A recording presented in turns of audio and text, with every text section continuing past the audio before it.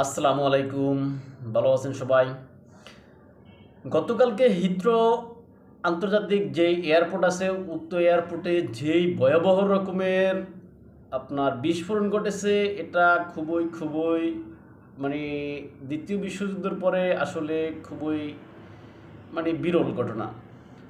আর ওই সেম টাইমে যখন হিথ্রো আন্তর্জাতিক বিমানবন্দরে এই দুর্ঘটনা ঘটেছে বা আপনার এই যে বিস্ফোরণ হয়েছে, বিকট শব্দে, কিন্তু বিকট মানে যেই বিস্ফোরণের যেই গতি বিপক ব্যাপক আকারে আর কি, ব্যাপক আকারে এখানে আপনার দুর্ঘটনা ঘটেছে। এখন সেম টাইমে এবং সেম সময়ে রাশিয়ার যেই গ্যাস পাইপলাইন আছে, ওই পাইপলাইনও একটা দুর্ঘটনা বা সেম একটা আপনার বিস্ফোরণ ঘটেছে। এখন আন্তর্জাতিক যারা এই সমস্ত খবরাখবর রাখেন বা আন্তর্জাতিক বিষয়ে যারা জানেন, তারা হয়তো এই বিষয়টা জানেন, অনেকেই জানেন না। আর এইটা কি আসলে নিছক কোনো দুর্ঘটনা নাকি কোনো নাশকতা, এ বিষয়ে কোনো দেশের সংবাদ গোয়েন্দা সংস্থা এখনো কোনো রিপোর্ট দেয়নি বা তারা এটা নাশকতা কিনা সেটা বলতে পারেনি। তবে আপাতত এখনো এটা ধরা হচ্ছে যে এটা একটা দুর্ঘটনা। এখন যদি দুর্ঘটনা হয় তাহলে দুইটা জায়গায়, যেমন রাশিয়া আর এসে যায় ওই যে হিথ্রো আন্তর্জাতিক বিমানবন্দর, এই দুই জায়গায় কিভাবে সম্ভব একই টাইমে? আর দুইটার আগুন যদি বা দুইটার বিস্ফোরণের যেই ভিডিও চিত্রটা আছে, ওইটা যদি আপনার পাশাপাশি ধরলে আপনারা দেখবেন যে মনে হইব যে সেম। এখন এটা আসলে যদিও আমাদের মনে বা আমরা ধরে নেই সাধারণভাবে এটা আসলে একটা দুর্ঘটনা, কিন্তু আসলে দুইটা যদি বিশ্লেষণ করে দেখা হয়, সেম টাইমিং বিশ্লেষণ করা হয়, তাহলে মনে হইবে যে দুইটা আসলে কোনো দুর্ঘটনা না, এটা কোনো হয়েছে কি আপনার নাশকতা হইতে পারে। যাই হোক, আশা করি এটা নাশকতা না হোক। আর হিথ্রো আন্তর্জাতিক বিমানবন্দর তো আসলে খুবই ব্যস্ততম বিমানবন্দর। এখানে যখন আপনার এই বিস্ফোরণ ঘটেছে, তখন প্রায় 200-র মতো বিমান আকাশে মানে উম, উড্ডয়নরত অবস্থায় ছিল, তারা নামতে পারেনি আর কি বিমানবন্দরে। আর আজকেও ওই সমস্যার সমাধান ততটা হয়নি। লক্ষ লক্ষ যাত্রী সেখানে এখনো মানে যে আটকা আছে আর কি বিভিন্ন জায়গায়। এই সেখানকার পরিস্থিতি।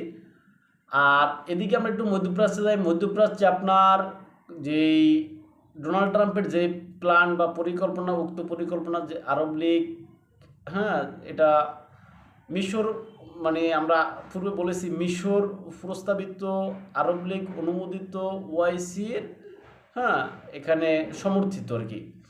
এখন এই প্রস্তাবটা যদিও সকলে মিলে নিছে, কিন্তু গতকালকের যে খবর আছে, ওই তো খবর অনুযায়ী মিশর এই যে ডোনাল্ড ট্রাম্পের পথে হাঁটতেছে। এখন ডোনাল্ড ট্রাম্পের পথে হাঁটতেছে বলতে কি বুঝাইতে চাইতেছি, যেটা হচ্ছে কি আপনার এই যে গাজাবাসীদেরকে, অর্থাৎ গাজা ভূখণ্ডে যারা আছে ফিলিস্তিনিরা, তাদেরকে মিশর মানে মিশর 5 লাখ এই ফিলিস্তিনিদেরকে নিয়ে তার দেশে আপনার আশ্রয় দিতে চাইতেছে। অর্থাৎ ডোনাল্ড ট্রাম্প যেমনি কইতেছে ওইভাবেই হচ্ছে। আর মিশর এটা মিশরের দ্বারা হইতেও পারে, কেননা মিশর আসলে যুক্তরাষ্ট্রের যে পাপেট সরকার, এটা তো আমরা জানি যে সিসি। আর সিসি এখানে মুসলিম বিশ্বের কাছে ভালো থাকার জন্য মূলত একটা প্ল্যান করছে, কিন্তু প্ল্যান করেও মানে ভালো থাকার জন্য যেন তিনি প্রস্তাব আনায়ন করছেন আর কি। উক্ত প্রস্তাব যদিও গৃহীত হয়েছে, কিন্তু এখন তিনি উক্ত প্রস্তাবের বিপক্ষে যায় আর কি। এর এখন তিনি ডোনাল্ড ট্রাম্পের যেই নীতি আছে ওইটা বাস্তবায়ন করতে চাইতেছেন। যদিও এখানে মিশর বলতেছে যে এটা যে আমরা যেন $53 বিলিয়ন যে প্ল্যান হাতে নিয়েছি ওইটার অংশ হিসেবে, কিন্তু তখন তো বলা হয় না যে গাজাবাসীদেরকে অন্যত্র সরিয়ে নেওয়া হবে এরকম কথা তখন বলা হয়নি। কিন্তু এখন বলা হচ্ছে যে ওই গাজাবাসীদেরকে সরায়া মিশরে আপনার নিয়ে যাবে আর কি। পরবর্তীতে তাদের ভাষ্য অনুযায়ী পরবর্তীতে এখানের পরিবেশ যখন ঠিক হবে বা এখানে যখন অবকাঠামোগত, হ্যাঁ, থাকার ওই গাজাবাসীর থাকার আবাসস্থল তৈরি হবে, তখন তাদেরকে নিয়ে আসবে। এখন এখানে আমার মনে হয় যে এদেরকে যদি একবার নেওয়া হয়, তাদেরকে আর এই জায়গায় অর্থাৎ গাজা ভূখণ্ডে তাদের আর ইহজগ জীবনে ফেরা হবে না।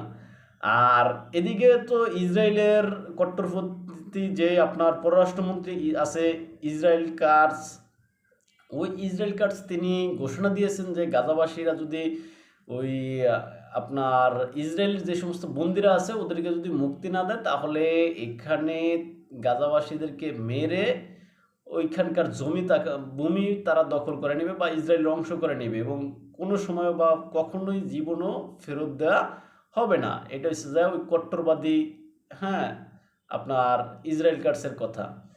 এখন এখানে Israel cards, Itamar Ben Gvir, তারপর হচ্ছে কি আপনার নেতানিয়াহু, এরা আসলে সবাই একই গোয়ালের গরু। এরা গাজা ভূখণ্ডকে ছলে বলে কলকৌশলে যেমনি হোক দখল করেন নেওয়ার একটা প্ল্যান আর কি। এখন যদিও মানে তারা দিচ্ছে যে এখানে যারা বন্দি আছে তাদেরকে ছাড়তে হবে, আর এবারটা বুককে তাদেরকে কেন ছেড়ে দিবে শুধু শুধু?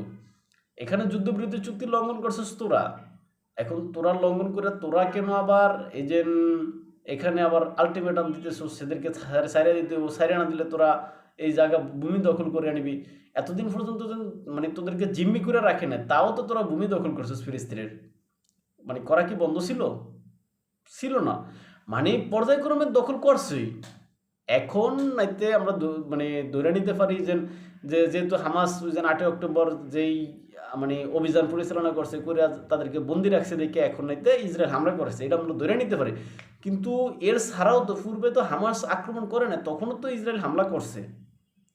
এবং ইসরায়েল মানে জাতিসংঘ বা আন্তর্জাতিক যে সমস্ত সংস্থাগুলো আছে এদের কথা অমান্য করে বা এদের নিষেধাজ্ঞা বলা যাবে না, মানে এদের মানে নিষেধ অমান্য করিয়া তাও তো ফিলিস্তিনের ভূমি দখল করছে, সেখানে বসতি নির্মাণ করছে, এটা অব্যাহত ছিল। এখন তারা বলতেছে কি যদি হামাস যদি তাদেরকে ছেড়ে দেয় তাহলে এটা তো আর দখল করবে না। এখন এটা হচ্ছে গিয়ে মূলত তাদেরকে সারায় নেওয়ার একটা প্ল্যান। আর এটা হামাস যায় না, এখানে হামাস সাড়া দিচ্ছে না, বরং শুক্রবারে হামাস প্রচুর পরিমাণে রকেট ইসরায়েলের মানে দিকে নিক্ষেপ করছে। যদিও ইসরায়েলের ক্ষয়ক্ষতি হয়নি, কেননা ইসরায়েলের আকাশ প্রতিরক্ষা ব্যবস্থা আমরা সবাই জানি আসলে খুবই মানে শক্তিশালী আকাশ প্রতিরক্ষা ব্যবস্থা। তারা সেই আকাশ প্রতিরক্ষার ব্যবস্থার দ্বারা মানে ইসরায়েলের নিক্ষেপকৃত যে ফিলিস্তিনের নিক্ষেপকৃত যে সমস্ত আপনার মিসাইলগুলো আছে ওগুলা আপনার ধ্বংস করে দিছে আর কি। তবে এই ক্ষেত্রে ব্যতিক্রম হুতিরা চেষ্টা করতেছে তাদের সাধ্য অনুযায়ী। মুসলিম বিশ্বের অনেক বড় বড় রাষ্ট্র থাকা সত্ত্বেও তারা এখানে আগে আসেনি, কিন্তু হুতি দুর্বল, গরিব, হ্যাঁ, মানে যত নির্যাতিত একটা গোষ্ঠী, তারপরেও তারা এখানে মুসলমানদের মানে স্বার্থ রক্ষার জন্য তারা যথাসম্ভব চেষ্টা করতেছে। ডোনাল্ড ট্রাম্প এখানে যত হুমকি দামকি দিতেছে এবং এমনকি ইয়েমেনে যেই পরিমাণ বিমান হামলা করতেছে, তারপরেও হুতিরা এখানে দইমা যায়নি।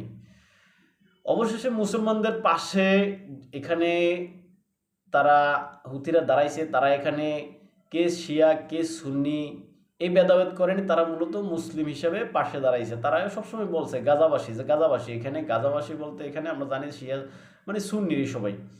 এখন এখানে অনেকে আমাদের মুসলমানদের ভিতরে অনেক ভাই ব্রাদার আছেন, অনেক বন্ধুবান্ধব আছেন, তারা করে কি দেন হুতিরা এখানে শিয়া, হ্যাঁ, এরকম করে তাদেরকে মানে একটা সাইড করতে চায়। কিন্তু এখন আপনাদের সেই ভাইদের কাছে আমার প্রশ্ন বা সেই বন্ধুবান্ধবের কাছে আমার প্রশ্ন, ভাই তোমার সুন্নি রাষ্ট্ররা কোথায়? আসে নাই, কিন্তু এখানে হুতিরা দাঁড়াইছে, তারা এখানে শিয়া হইল।